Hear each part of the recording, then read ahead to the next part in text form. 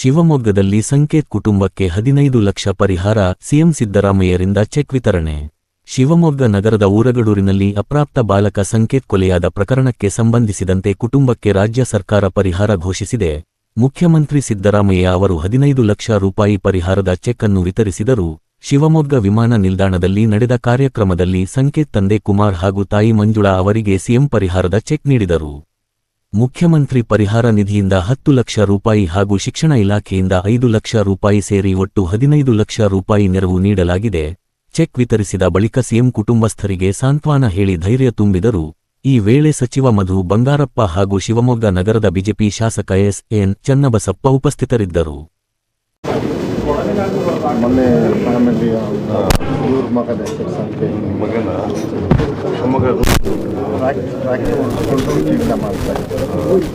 ಇವಳು first year PUC supreme ಓದ್ತಾ ಇರ್ತಾರೆ.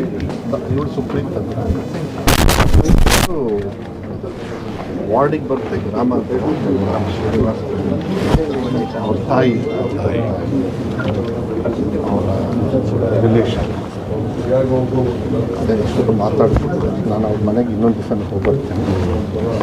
ನೀಟೇ ಹೊರಗಡೆ ಕೂಡ ಚೆಕ್ ತರಿಸಿದ್ದಾರೆ ಸರ್. DC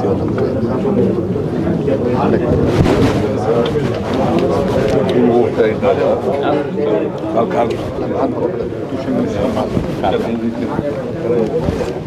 ಸ್ವಲ್ಪ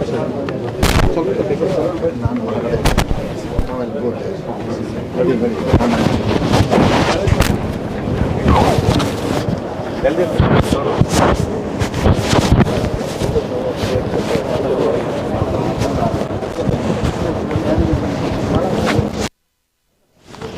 ನೋವು ಬರುತ್ತೆ. ತುಳುಕ್ ಹಿಡಿದು ಬಿಡ್ತಾರಲ್ಲ ಅಂತ ಅವ್ರಿಗೇನೋ ಅವನಿಗೆ ರೆಕಾರ್ಡಿಂಗ್ ಬೇಕಂತ. ಸೊ ಅವರು ಎಲ್ಲಿದ್ದಾರೆ ಇವರು? ಅಲ್ಲಲ್ಲ ಪೌರ ಕಾರ್ಮಿಕ